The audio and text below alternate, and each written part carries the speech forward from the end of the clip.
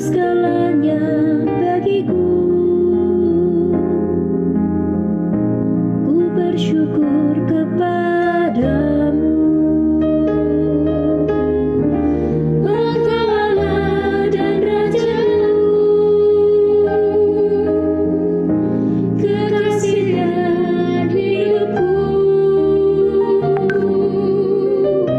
Engkau segalanya bagiku. Ku bersyukur kepadamu. Ku bersyukur kepadamu. Ku bersyukur kepadamu.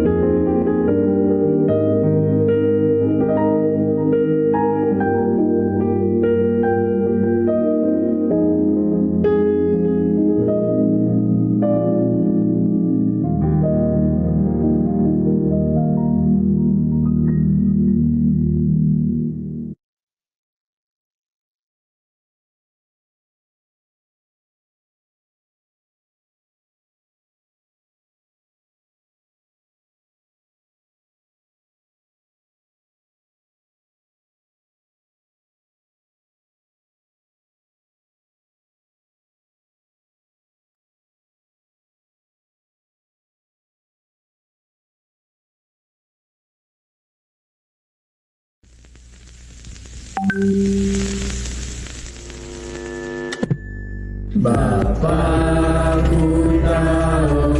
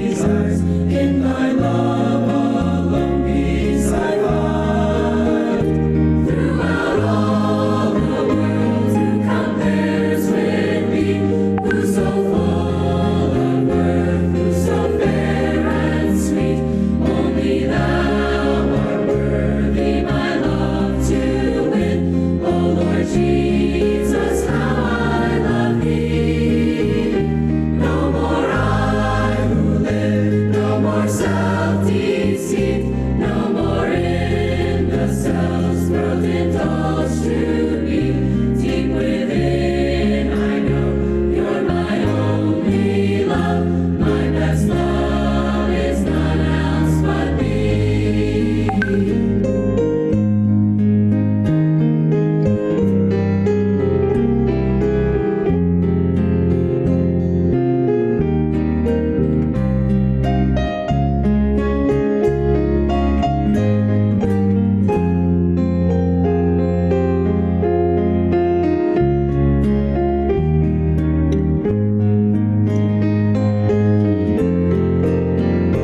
Jesus, Lord, my best love thou art. Ne'er again from thee I depart. Never hide thy dear smiling face from me. To none else I cling, Lord, but thee. To thee, Lord, my all I abhor. How thy love my heart deeply fills, my eternal portion, most precious Lord. None but thee I want evermore. Throughout all the world who compares with thee? Who so full of worth, who so fair and sweet? Only thou art worthy my love to win. O Lord Jesus, how I love thee. No more I will live, no more self-deceit, no more in the self-world indulge to be. Deep within I know you're my only love, my best love is none else but thee.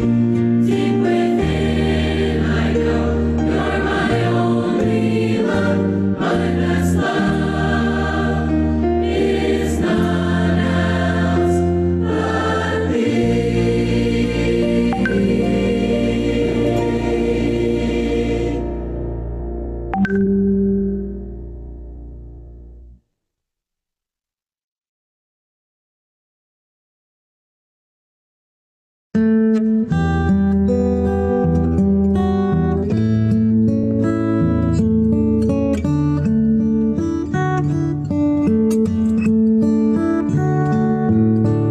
How could a country girl like me become your match, your bride to be?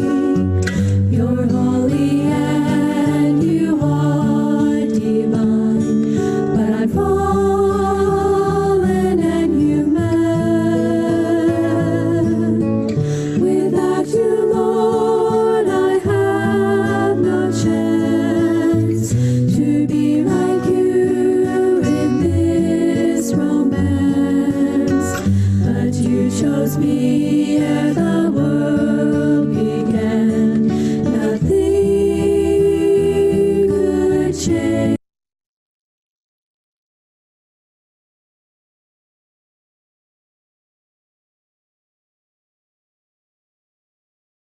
Could change.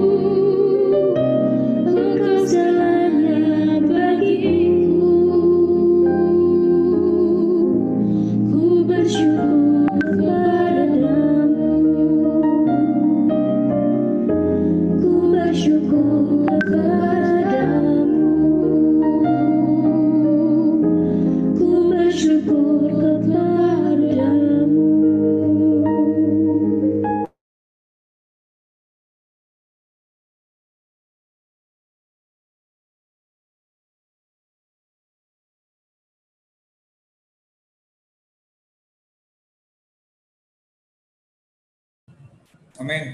Puji Tuhan, saudara-saudari.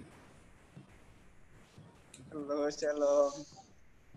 Salam semua, salam. Puji Tuhan, selamat malam.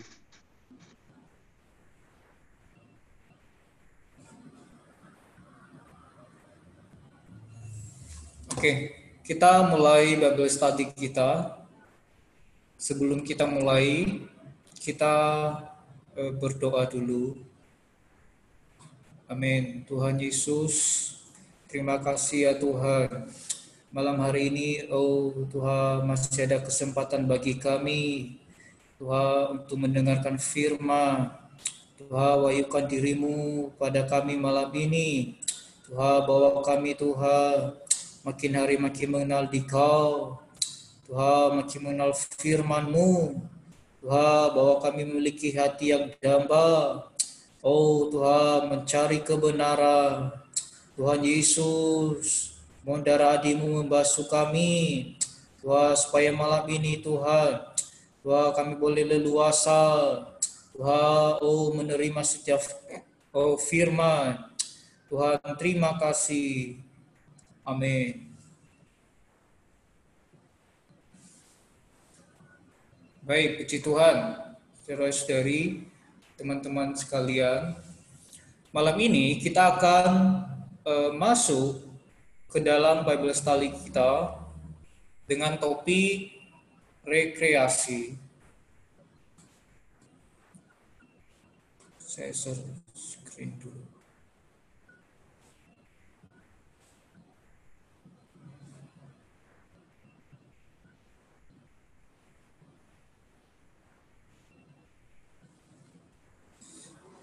Oke, saudara-saudari, kita tahu bahwa masalah rekreasi adalah sebuah kegiatan orang Kristen, mungkin untuk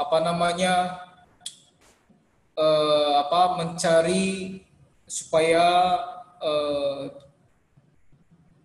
setiap kita tidak mengalami satu kejenuhan. Di sana dikatakan bahwa kadangkala kita sendiri juga perlu sedikit selingan, tetapi kita harus menemukan satu prinsip di hadapan Allah tentang selingan yang bagaimana dan sejauh mana yang layak dilakukan oleh orang Kristen. Terus dari rekreasi macam apakah yang sesuai dengan martabat orang Kristen yang patut diperbolehkan? Terus dari puji Tuhan, kita harus mengenal prinsip rekreasi. Kita tahu bahwa rekreasi adalah sangat alkitabiah. Tetapi saudara-saudari, kalau kita tidak melihat prinsip rekreasi yang tercatat di dalam Alkitab, maka saudara-saudari, seperti Rasul Paulus mengatakan bahwa rekreasi kita akan menjadi satu berhala di dalam kita, atau menjadi satu rekreasi yang kita lakukan akan memperhamba kita. Maka saudara-saudari, kiranya malam ini kita melihat satu prinsip di hadapan Allah. Saudara-saudari, rekreasi macam apakah yang seturut dengan kehendak Allah? Puji Tuhan. Karena malam ini kita Bible study, maka kita akan banyak membuka ayat demi ayat.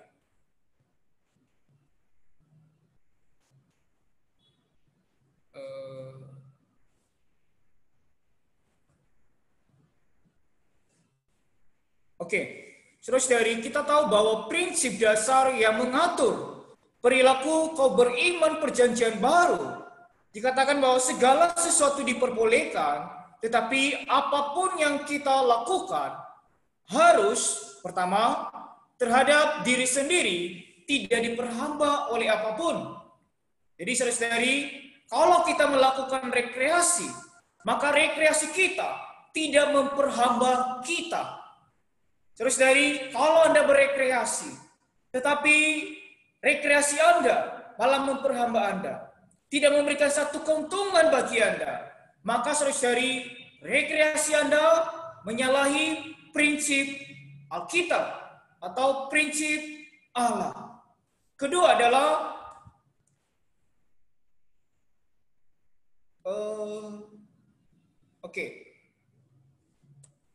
Kedua adalah mengenai terhadap orang lain harus membangun. Saudari, rekreasi kita sebagai orang Kristen harus membangun. Puji Tuhan, kalau rekreasi kita tidak membangun orang lain, maka saudari, rekreasi kita menyalahi prinsip Allah. Ketiga, yaitu terhadap perkara itu sendiri harus berguna. Jadi saudari, ketika kita berekreasi, maka rekreasi kita harus berguna. Puji Tuhan. Lalu yang keempat adalah terhadap Allah. Saudari, ketika kita berekreasi, maka rekreasi kita harus memuliakan Allah. Jadi saudari, kalau kita berekreasi, kita harus melihat apakah rekreasi kita memuliakan Allah atau malah membuat satu batu sandungan bagi orang lain, bagi saudara-saudari yang lain, bagi teman-teman kita, malah kita menjadi satu batu sandungan. Saudara-saudari, kiranya rekreasi kita harus memuliakan Allah. Puji Tuhan. Amin. Mari kita melihat masalah utama.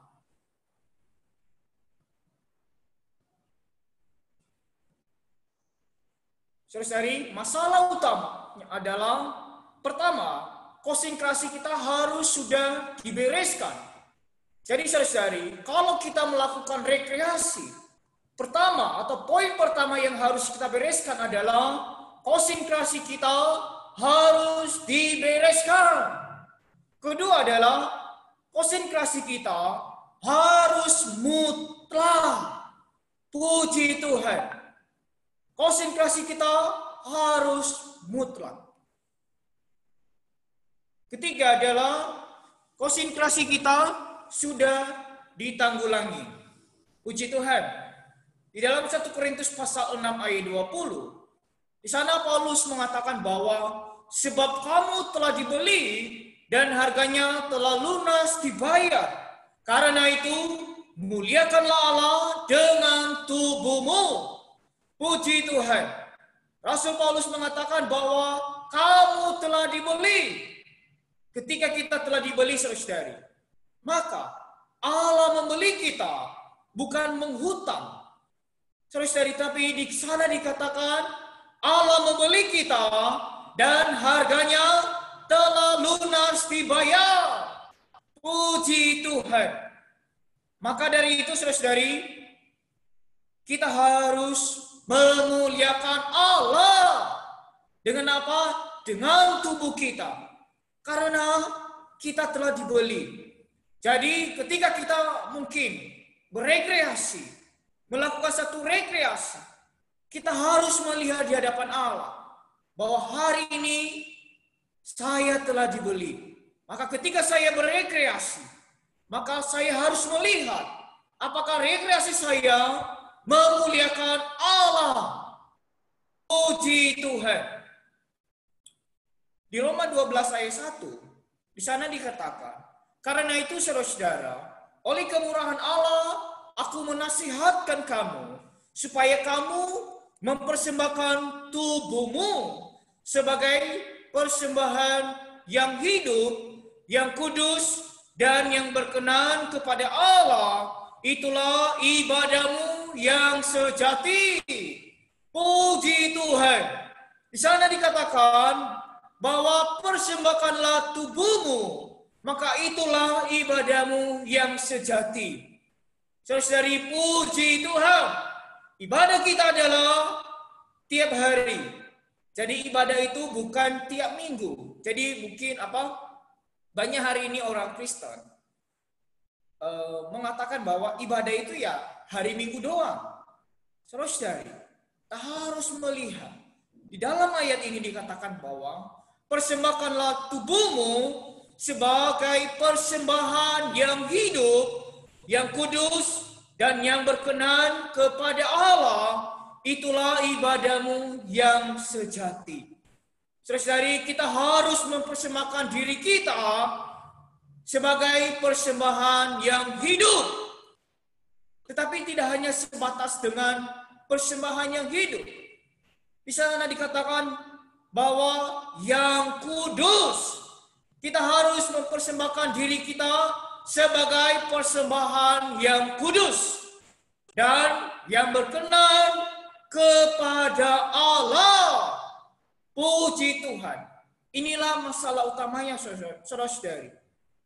Kalau masalah konsentrasi ini sudah dibereskan, sudah mutlak dan sudah ditanggulangi, maka saudara-saudari, barulah kita akan melihat prinsip rekreasi di hadapan Allah. Maka kita melihat, saudara-saudari, apa tujuan rekreasi? Oh, puji Tuhan. Apa tujuan rekreasi? Pertama adalah untuk orang-orang di dalam keluarga Anda dan saya. Saudara-saudari, tujuan rekreasi adalah untuk orang-orang di dalam keluarga Anda. Kedua adalah untuk diri sendiri. Saudara-saudari, untuk diri sendiri adalah maksudnya adalah ketika kita melakukan satu pekerjaan, mungkin kita sudah 12 jam atau 8 jam bekerja, maka kita perlu satu selingan supaya tubuh kita juga tidak down, yaitu tidak lemah. Maka kita perlu selingan. Kita harus mengganti pekerjaan kita. Jadi kalau Anda di depan laptop seharian, pasti membuat Anda merasa lelah. Mata Anda akan merasa sakit. Maka kita perlu mencari pekerjaan yang lain. Yaitu mungkin kita berolahraga. Maka inilah untuk diri sendiri. Tetapi saudara-saudari, seperti yang saya katakan dari awal tadi, harus melihat, yaitu rekreasi kita harus memuliakan Allah. Harus memberikan satu keuntungan bagi kita. Rekreasi kita tidak boleh memperhamba kita. Saudara-saudari, contohnya begini. Memperhamba. Kalau Anda mungkin, saudara-saudari, melakukan satu rekreasi. Rekreasi Anda seharusnya, kalau Anda hitung-hitung, saudara-saudari, seharusnya rekreasi Anda 1 jam. Tetapi saudara-saudari, Anda sudah menentukan di awal, rekreasi saya 1 jam. Sedangkan Anda bekerja 8 jam. Tetapi jika sebaliknya, maka rekreasi Anda contohnya 8 jam dibandingkan dengan pekerjaan Anda ya. Anda hanya bekerja 1 jam. Maka saudara-saudari, itu akan memperhamba Anda. Itu namanya memperhamba, diperhamba oleh rekreasi tersebut. Walaupun saudara-saudari, kita melihat di hadapan Allah, harus masalah konsentrasi harus benar-benar sudah ditanggulangi. Maka puji Tuhan, kita masuk ke dalam prinsip rekreasi. Poin pertama adalah keperluan rekreasi pada manusia. Kita harus mengakui bahwa manusia perlu rekreasi. Maka rekreasi itu sesuai dengan Alkitab dan sesuai dengan kehendak Allah. Orang Kristen tidak seyogianya ekstrim. Itu manusia perlu rekreasi. Puji Tuhan, saudari.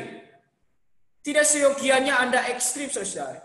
Kalau Anda, mungkin saudari Anda bekerja di depan laptop. Mungkin yang Anda kerjakan mungkin hal-hal rohani. Tetapi saudari, Anda tidak berekreasi juga. Maka Anda akan mengakibatkan tubuh Anda lemah. Maka ketika tubuh Anda lemah, maka Anda akan mengalami sakit. Ketika Anda sakit, saudari, maka Anda tidak bisa lagi bekerja. Maka saudari, kita perlu melihat masalah rekreasi ini, bahwa kita tidak seharusnya menjadi orang Kristen yang ekstrim. Kalau kita bekerja, maka kita harus bekerja dengan baik-baik. kalau kita berekreasi, maka berekreasilah dengan baik-baik. Jangan sampai rekreasi Anda diperhamba, saudari. Kedua adalah 4 macam rekreasi, bentuk rekreasi. Yaitu poin pertama adalah mungkin kita beristirahat. Kedua adalah mengganti pekerjaan. Ketiga adalah kegemaran atau hobi. Dan keempat adalah bermain. Jadi saudari, keperluan rekreasi kita melihat di sini ada 4 macam bentuk rekreasi. Yaitu mungkin ketika kita lagi bekerja 8 jam, 12 jam, maka kita bisa beristirahat saudari, supaya tubuh kita kembali fit. Atau mungkin kita mengganti pekerjaan kita, atau kita mengerjakan hobi kita, atau kita mungkin bermain. Oke. Lalu rekreasi adalah untuk mengefektifkan pekerjaan. Saudari, rekreasi adalah untuk mengefektifkan pekerjaan. Kalau Anda berekreasi, saudari, tidak memberikan satu keefektifan di dalam pekerjaan Anda, maka itu bukan rekreasi, saudari. Maka Anda sudah diperhamba oleh rekreasi Anda. Di sana dikatakan bahwa rekreasi kita harus memberikan satu keefektifan di dalam pekerjaan kita. Poin keempat adalah harus tidak mengandung kemujuran. Terus dari harus tidak mengandung kemujuran. Kelima adalah harus sesuai dengan kondisi fisik kita. Jadi kalau kita mungkin saudari kita melakukan satu rekreasi, kita harus melihat kondisi fisik kita. Hari ini saudari, banyak orang di luar sana melakukan satu rekreasi, apalagi masa liburan hari ini ya hampir 1 minggu libur ya. Jadi banyak orang pergi rekreasi supaya mereka mengalami satu mungkin kalau mereka memiliki supaya tubuh mereka memiliki satu baik di dalam tubuh mereka memiliki satu keefektifan. Maka saudari, untuk masalah rekreasi kita harus melihat kondisi fisik kita. Jadi saudari, kalau fisik Anda lagi nggak bagus, maka contohnya seperti ini saudari. Kalau Anda lagi mau olahraga, mau fitness, tapi kondisi Anda tidak memungkinkan untuk Anda melakukan fitness, maka saudari sebaiknya Anda tidak perlu fitness atau olahraga yang berat-berat karena kondisi Anda lagi gak enak. Ketujuh adalah harus memilih yang dekat dengan sifat kita. Jadi rekreasi adalah harus memilih yang dekat dengan sifat kita. Kedelapan adalah harus tidak membuat orang lain tersandung. Inilah yang saya katakan tadi dari awal, saudari, bahwa rekreasi kita tidak membuat orang lain tersandung. Kalau membuat orang lain tersandung, saudari, maka lebih baik Anda tidak melakukan rekreasi tersebut daripada membuat saudara-saudari kita tersandung terhadap kita. Kesembilan adalah jangan melakukan perkara yang diharamkan oleh orang kafir. Jadi saudari, kalau kita melakukan satu rekreasi, maka poin yang ke-9 ini kita harus baik-baik melihatnya, itu jangan sampai melakukan satu perkara yang diharamkan oleh orang kafir. Oke. Maka saudari, di dalam 1 Korintus pasal 15 ayat 33, di sana Rasul Paulus mengatakan bahwa pergaulan yang buruk merusakkan kebiasaan yang baik. Saudari, pergaulan yang buruk merusak kebiasaan yang baik. Terus kalau kita melakukan satu rekreasi, maka kita harus melihat prinsip di hadapan Allah. Rekreasi macam apakah yang Allah kehendaki? Kalau kita melakukan satu rekreasi dengan sembarangan, saudari, maka itu akan membuat satu bisa merusak tubuh kita atau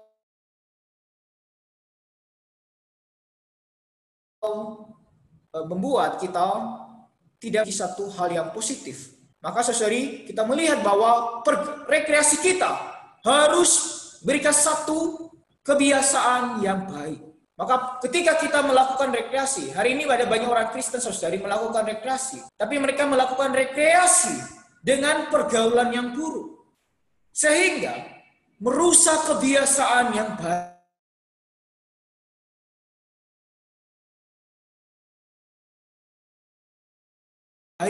Puji Tuhan. Pergaulan atau rekreasi kita akan menjadi liar, akan rusak saudari. Maka ketika kita melakukan satu rekreasi, kita harus melihat di hadapan Allah prinsip apakah dari rekreasi yang kita lakukan.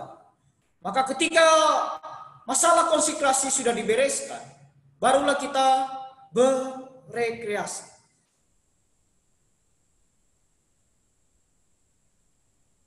Ketika rekreasi kita, yaitu pergaulan kita. Jadi saudari, banyak hari ini saudari, orang Kristen bergaul, ya. Bahkan tidak memberikan satu positif di dalam diri mereka. Bahkan hanya merusak diri mereka. Mungkin saudari, Anda mungkin saudari pergi ke suatu berwisata, mungkin keluar kota, keluar negeri. Kalau saudari ketika Anda berwisata,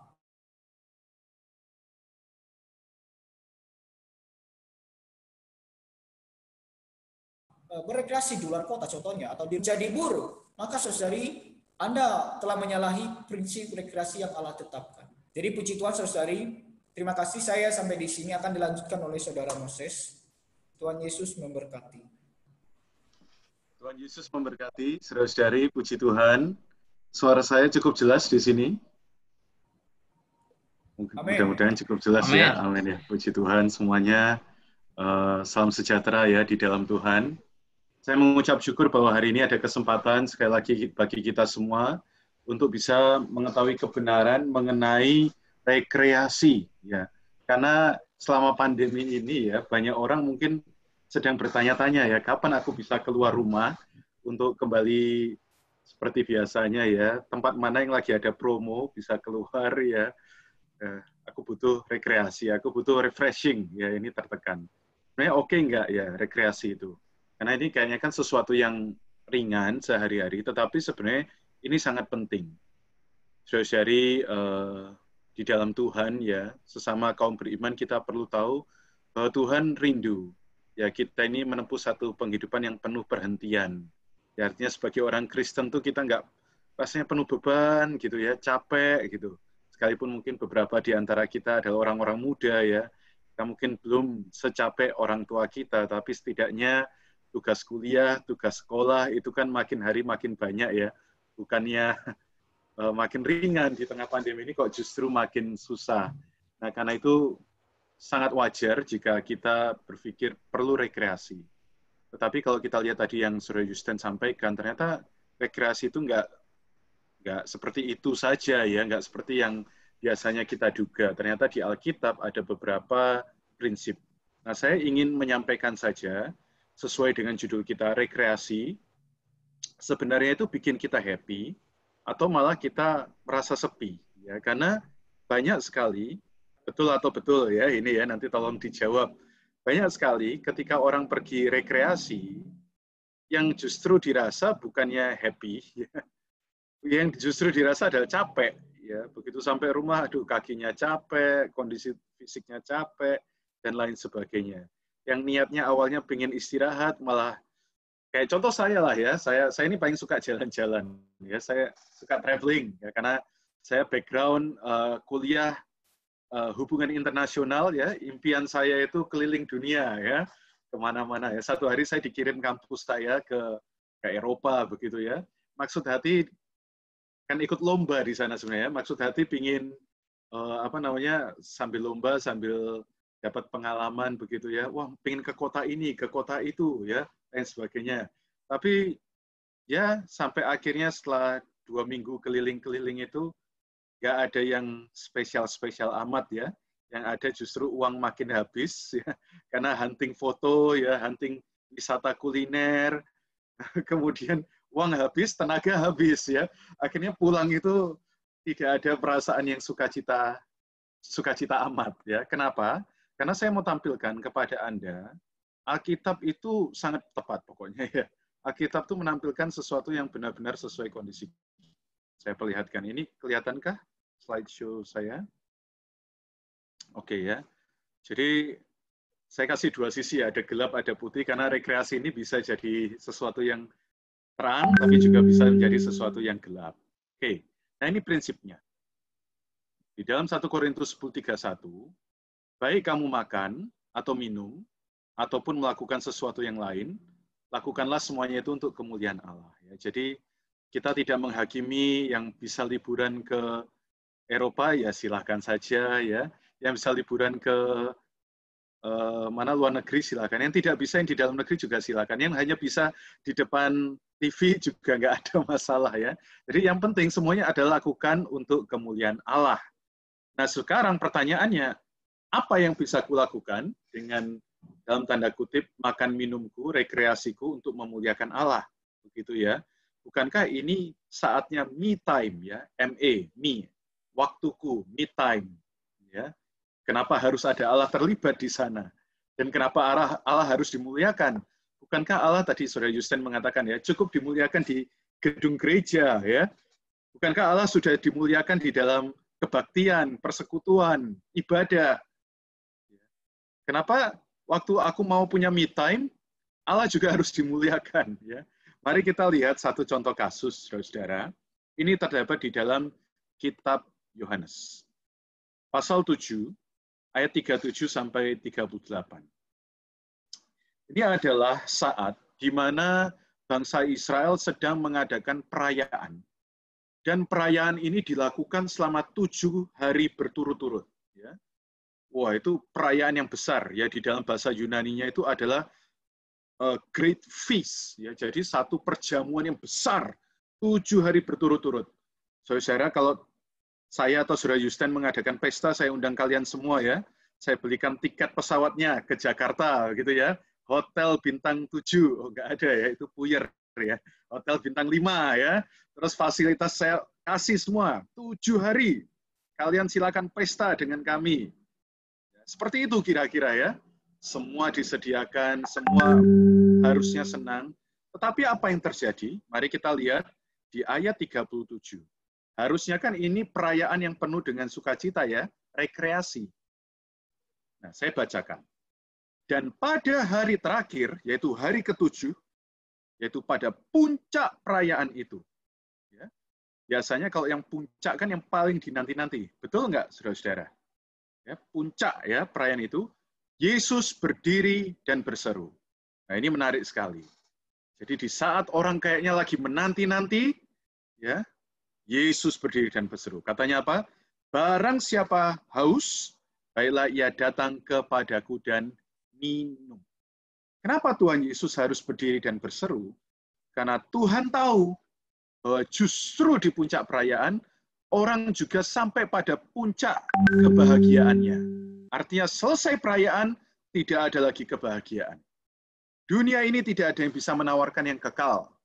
Ya, Anda mungkin atau saya lah ya, kalau Anda kayaknya nggak enak ya. Saya ya mungkin malam ini menantikan final Liga Champion ya antara Bayern Munchen melawan apa itu PSG ya dari Prancis. Nanti nih nggak mau tidur ya. Barcelona. Oh, Barcelona. Ya, saya kurang paham ya. Pokoknya ada final kan malam ini ya. Jadi wah udah beli snack, beli Coca-Cola ya. Ya, wah nonton sendiri karena nggak bisa nonton bareng sekarang ya, nonton sendiri. Ya, kemudian puncak selesai. Kalau timnya menang, ya senang ya. Besok paling posting di Instagram ya atau WhatsApp atau apa. Tapi kalau timnya kalah, nah sudah ya menangis semalam ya. Tapi selesai setelah itu besoknya apakah itu memberikan sukacita? Tidak. Kenapa? Karena di puncak perayaan, di puncak apa yang orang damba-dambakan, inginkan, rekreasinya, hiburannya, dia pasti akan merasakan haus untuk berikutnya. Dia akan merasakan haus.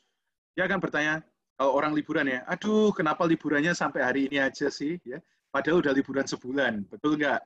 Yang mahasiswa atau anak sekolah ya, dikasih libur seminggu, aduh kok kurang ya, dikasih 2 minggu masih kurang, dikasih sebulan masih kurang. Sekarang dikasih setahun ya, bingung ya, karena tugas makin banyak. Di rumah nggak ke sekolah setahun. Jadi nggak puas, tetap menimbulkan rasa haus. Nah, mari kita lihat ayat berikutnya. Karena itu Tuhan memberikan satu jalan keluar, dan jalan keluar ini adalah barang siapa percaya kepadaku, seperti yang dikatakan oleh kitab suci, dari dalam hatinya akan mengalir aliran-aliran air hidup. Betul ya? Kalau kita lihat secara logika, haus, maka yang diberikan adalah air. Nah, tapi mari kita belajar, karena ini Bible study. Nanti sambil kalau ada yang mau bertanya, silakan tulis di chat box ya. Ini kita ada open pertanyaan tanya jawab ya. Mari kita lihat bahasa aslinya. Ya. Saya ingin membawa Anda orang-orang muda belajar Alkitab itu tidak hanya membaca yang literal bahasa Indonesia karena terdapat beberapa kesalahan ya. Baik. Puncak itu di dalam bahasa Yunaninya adalah eskatos. Eskatos artinya last ya, at last, finally, till the end ya. Jadi biasanya akhirnya, akhirnya. Nah, akhirnya itu bisa mengacu kepada dua hal ya. Akhirnya kita sampai ke puncak atau ya akhirnya selesai juga ya. Jadi ada dua makna kata eskatos ini ya. Jadi puncak perayaan belum tentu mengacu kepada puncak kebahagiaan orang yang tidak akan hilang. Justru puncak itu adalah ya kalau kita melihat gunung ya, kalau sudah naik terus sampai puncak apa yang terjadi? Akan turun ya. Jadi itu adalah akhir, final ya, the end of kebahagiaan orang ya. Kemudian haus itu dalam bahasa aslinya adalah dipsau, a thirst for ya, rasa haus. Namun yang menarik definisi yang kedua yaitu desire earnestly. Artinya apa? Kedambaan yang sungguh-sungguh. Tuhan Yesus tahu di dalam manusia itu ada satu kedambaan, kerinduan yang sungguh-sungguh yang tidak bisa dipenuhi oleh apapun di dunia. Mau foto di tempat yang instagramable, habis foto diposting, di like, habis itu ya sudah ya. Mau makan di tempat yang lagi ngehits ya, kalau anak muda kafe-kafe yang oke. Ya setelah makan selesai ya sudah. Desire yang di dalam ini tidak pernah bisa terpenuhi. Ya, tidak pernah bisa terpenuhi. Karena ini ada satu kerinduan yang benar-benar earnest, sungguh-sungguh. Masalahnya di dunia ini nggak ada yang bisa sungguh-sungguh. Semuanya adalah sementara. Ya, Alkitab mengatakan langit dan bumi akan berlalu. Semuanya akan berlalu, saudara-saudariku. Nah, mari kita lihat kalimat berikutnya di ayat 38. Nah, ini baik sekali ya. Bagi kita yang haus, bagi kita yang tidak bisa terpenuhi desire-nya tadi itu, Tuhan memberikan jalan keluar, kita perlu percaya. Nah, percaya itu di dalam bahasa Yunani adalah pisteo. Artinya apa? I believe, have faith in, trust in. Jadi benar-benar mempercayakan, menyerahkan. Ya. I am entrusted with. Ya, saya dipercaya. Jadi saudara-saudara, ya saudara-saudari, percaya kepada Tuhan itu bukan hanya sekedar ya aku orang Kristen. Tetapi ada nggak di setiap kehidupan Anda mempercayakannya itu kepada Tuhan. Ya, waktu Anda pergi, waktu Anda sedang mau melakukan sesuatu, katakan ya, mau main game. Pernah nggak Anda memberikan game itu kepada Tuhan ya? Tuhan, aku mau main ini, aku percayakan waktuku padamu. Saudari, kalau kita belajar seperti itu, Tuhan akan menunjukkan bahwa game itu tidak akan bisa memuaskan. Ya. Atau kita sedang mau nonton YouTube, ya, anak muda, aku percayakan waktuku ini padamu, Tuhan. Kita mau jalan-jalan ke mall, Tuhan, aku percayakan waktuku ini kepadamu. Saudari, percaya ini bukan hanya percaya objektif, percaya ini juga adalah percaya subjektif. Kita mempercayakan semuanya kepada Tuhan. Nah, kalau kita mempercayakan, akan ada feedback dari Tuhan. Ya, akan ada timbal balik dari Tuhan, yaitu akan ada pengaliran. Ya, bahasa Yunani-nya adalah reo. Jadi kalau kita pisteo, maka Tuhan akan memberikan reo.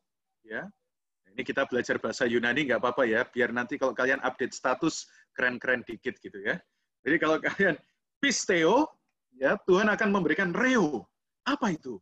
Reo ini menariknya hanya bisa diberikan oleh Kristus.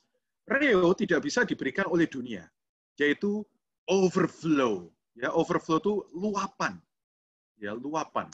Seperti air terjun yang meluap, ya, yang benar-benar menggerojok ya bahasa Jawanya ya. Sorry, saya orang Malang ya, jadi gerojokan itu benar-benar yang wah airnya itu deras. Saudari, kenapa dunia tidak pernah bisa memuaskan? Yang harusnya bikin happy, tapi di akhir hari itu malah bikin kita merasa kesepian. Karena nggak pernah ada yang overflow. Dia cuma mengisi sedikit, lenyap. Mengisi sedikit, lenyap. Ya. Kalau saya bawa gelas ya, oh ini dia ya. Saya ada gelas begini ya. Dia cuma isi seperempat, merembes. Seperempat, merembes. Nggak ada yang bisa overflow. Karena ya mereka tidak ada yang kekal. Hiburan di dunia nggak ada yang kekal. Anda boleh setuju dengan saya atau tidak, tapi ya orang kalau nonton serial, ya film seri, mau itu seri Hollywood, mau itu sekarang anak-anak muda itu sukanya Netflix ya, atau Korea, ya saudara-saudara, baru season 1 selesai pasti pingin season 2. Season 2 selesai pasti pingin season 3 ya. Zaman dulu saya tuh ada yang namanya sinetron tersanjung ya, dari musim 1 sampai musim 9 ya. Nggak jelas saudara-saudara. Jadi nggak ada yang bisa overflow, selalu dirasa kurang. Sama, rekreasi kita, kalau tidak pernah kita percayakan kepada Tuhan, serahkan kepada Tuhan, nggak akan pernah ada kepuasan. Ya, kita pasti merasa kurang, dan akhirnya iri, ya ngelihat orang lain bisa ke tempat sana, aku kok cuma seperti ini, mengapa Tuhan aku dilahirkan kepada keluarga yang tidak suka jalan-jalan, ya keluargaku kok sukanya di rumah saja baca buku, oh Tuhan, ya kita akhirnya mengeluh, dan menyesal. Tidak. Semua itu timbul karena kita belum belajar pisteo. Saudari, kalau kita bisa pisteo, nah ini yang tadi Saudara Yusten sebut konsekrasi. Mempersembahkan. Kita menyerahkan. Ya. Tadi harus apa? Pisteonya mutlak. Tuhan, aku misalkan mau pergi ke tempat ini. Aku persembahkan. Tuhan. Nah, di situ Tuhan akan memberikan overflow dirinya, sehingga waktu kita liburan, rekreasi, atau kita sedang melakukan sesuatu, kita nggak akan merasa tidak puas. Kenapa? Karena ada Kristus di sana yang memuaskan Anda. Dan Kristus itu bukan cuma memuaskan, tetapi juga memberikan hidup, zao. Ya, ini didapat dari akar kata zoe. Zoe. Jadi, waktu Anda menyerahkan, Anda akan dipenuhi dengan zoe, yaitu hayat Tuhan, hidup Tuhan. Ya, dikatakan experience God's gift of life. Jadi ada berkat Allah yang adalah hidup Allah, hidup yang kekal. Kita pernah mungkin mendengar ya, betapa indahnya dan eloknya jika saudara-saudara hidup dalam kerukunan ya, seperti embun yang dari Hermon mengalir ke Bukit Sion, kemudian urapan ya dari janggut, kepala janggut hingga ke jubahnya turun. Di sanalah perintah Allah ya, kita bisa memerintah Allah untuk menurunkan berkat hidup kekal ya, kehidupan untuk selamanya itu hidup kekal. Nah, dari mana berkat hidup kekal itu?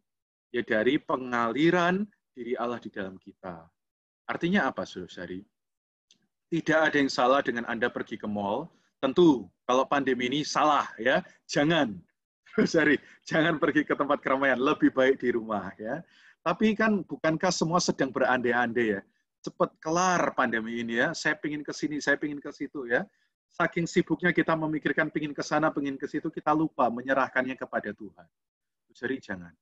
Rekreasi yang kita akan kerjakan, hiburan yang akan kita cari, sebenarnya semua ada di dalam Tuhan. Jadi asal kita berikan semua kepada Tuhan, semuanya itu akan terasa cukup dan memuaskan kita. Even, ya bahkan kita nggak kemana-mana, kita cukup di rumah, ya. Kita menyerahkan kepada Tuhan. Tuhan, terima kasih. Pandemi ini aku serahkan padamu. Ya. Masa-masa ini aku serahkan kepadamu. Akhirnya apa yang terjadi, saudari? Kita pun tidak akan merasa sumpek ya di rumah. Dan merasa apa? Kalau ada yang orang Jawa budrek ya. Apa itu? Penat ya di rumah. Rumah pun akan menjadi hiburan yang luar biasa karena ada Kristus yang terlibat di sana. Karena itu, saudari muda, karena waktu ya, saya berikan waktu untuk bisa banyak bertanya, tentukan rekreasimu. Manakah yang paling tepat? Baik, Tuhan Yesus memberkati, hanya bisa terberkati melalui sedikit sharing firman dari Saudara Yusten dan saya. Amin. Ada waktu mungkin 15-20 menit ya, Saudara Yusten. Saya kembalikan ke Saudara Yusten.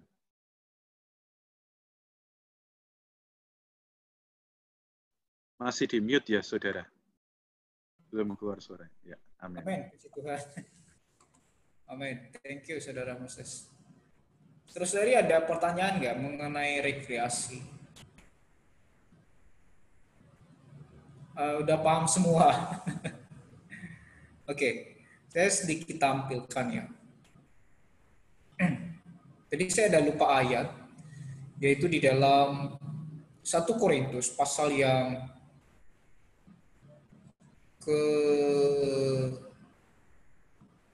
Amin. Kalau saudari baca di layar saudari, di sana dikatakan bahwa segala sesuatu diperbolehkan, benar, tetapi tidak semuanya berguna. Segala sesuatu diperbolehkan, benar, tetapi tidak semua membangun. Saudari, rekreasi Anda harus membangun. Lalu di dalam 1 Korintus 6 ayat 12, di sana dikatakan, segala sesuatu halal bagiku, tetapi bukan semuanya berguna.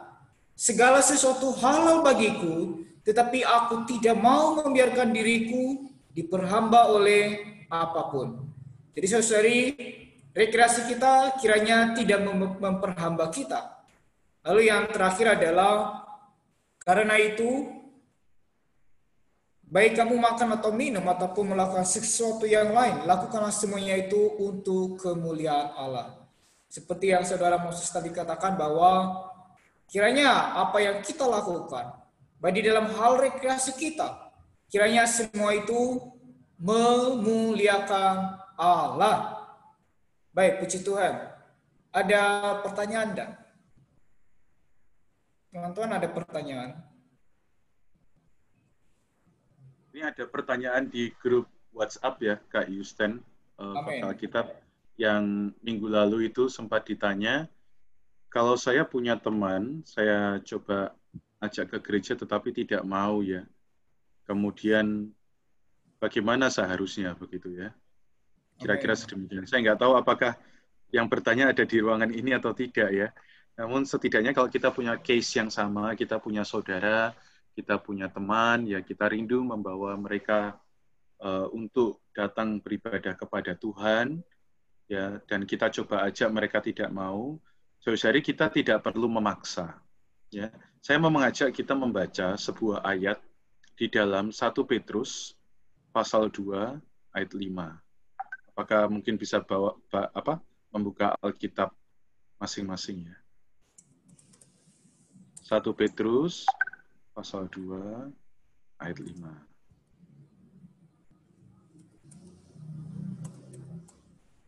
Ya, saya bacakan.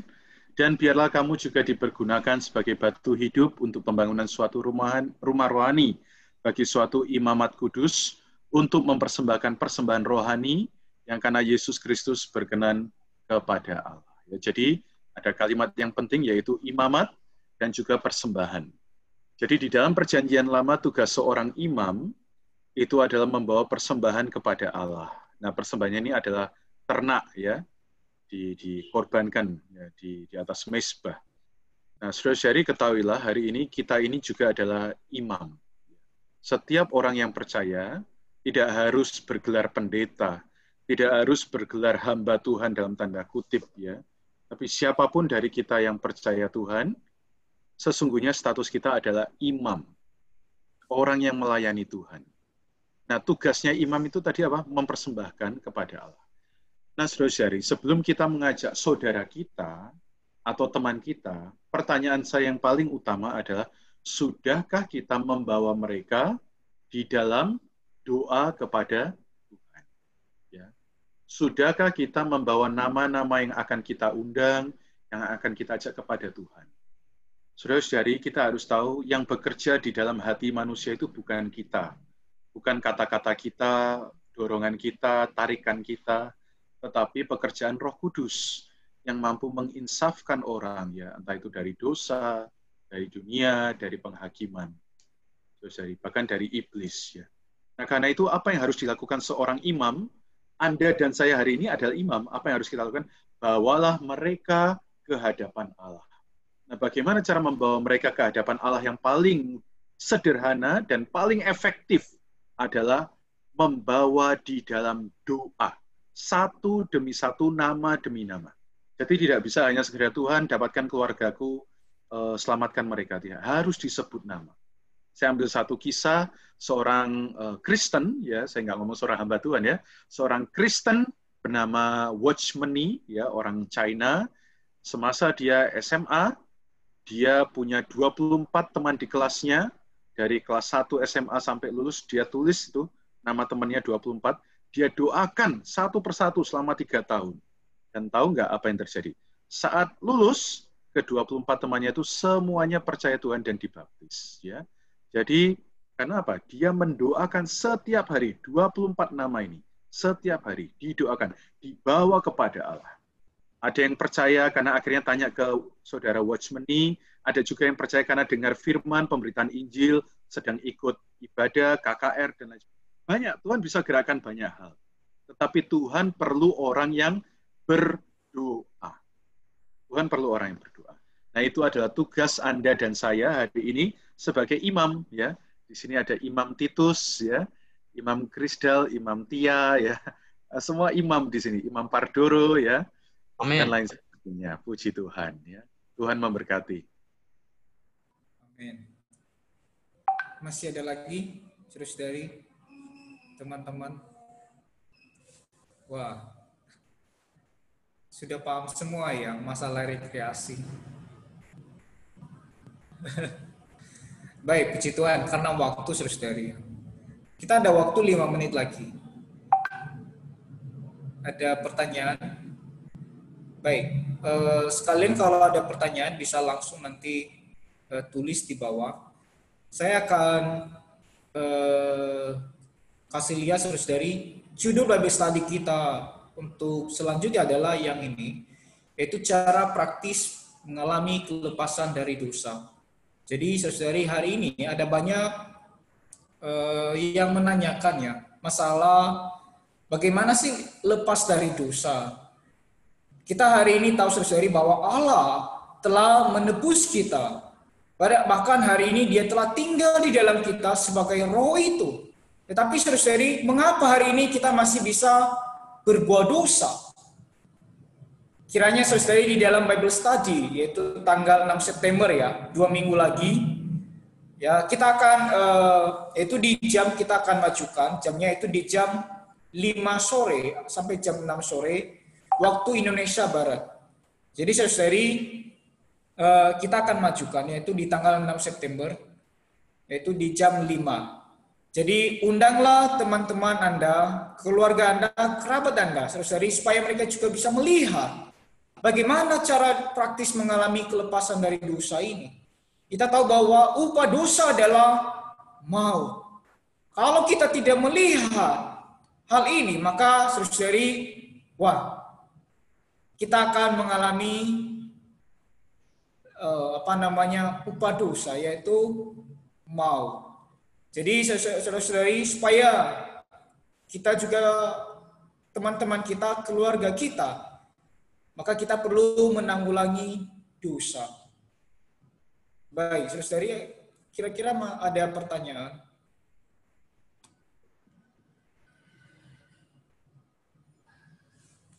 Saudara Yosafat, apakah ada pertanyaan?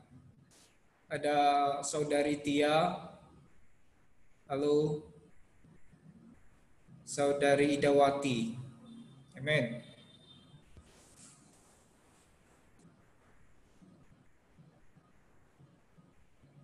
Nggak ada ya? Udah paham semua kan? Amin. Amin. Baik, saudari, karena baik, nggak ada ya? Oke. Baik. Mungkin saudara Moses bisa doa penutup. Ya, puji Tuhan. Ya, terima kasih saudara-saudari sekalian. Kita bisa berkumpul bersama, semua karena kasih karunia Tuhan. Hanya kita tetap ingat, apapun yang kita lakukan untuk kemuliaan nama Tuhan. Setelah doa, nanti saya minta izin supaya kita bisa foto bersama, begitu ya nanti ya, dibuka videonya. Amen. Kita terlebih dulu berdoa bersama di hadapan Tuhan. Terima kasih Tuhan, melalui firman-Mu malam hari ini, kami mengetahui bahwa Engkau adalah hiburan kami, rekreasi kami, perhentian kami yang sejati. Tuhan, di luar Engkau kami tidak bisa menemukan kepuasan. Namun Tuhan, bawalah kami menyadari dimanapun kami berada, apapun yang kami kejar, kami hanya bisa dipuaskan oleh Engkau. Berkati saudara-saudari, para peserta Fakta Alkitab Bible Study ini, pimpin 1 minggu ke depan, mereka bisa menikmati firman, bahkan kelak tanggal 6 September kami bisa berkumpul kembali dengan jumlah yang lebih banyak, juga saudara-saudari yang lebih mencari Tuhan. Terima kasih, kami cinta padamu. Amin. Amin. Puji Tuhan. Bisa buka ininya saudari, kameranya, kita foto bersama. Boleh kita saling menyapa ya, ini ya. Puji Tuhan. Halo Pardoro. Oh, ada saudara Yoga. Ya, selamat malam. Amin. Mari. Amin. Puji Tuhan, kita boleh sama-sama katakan haleluya, puji Tuhan ya. 1, 2, 3. Haleluya.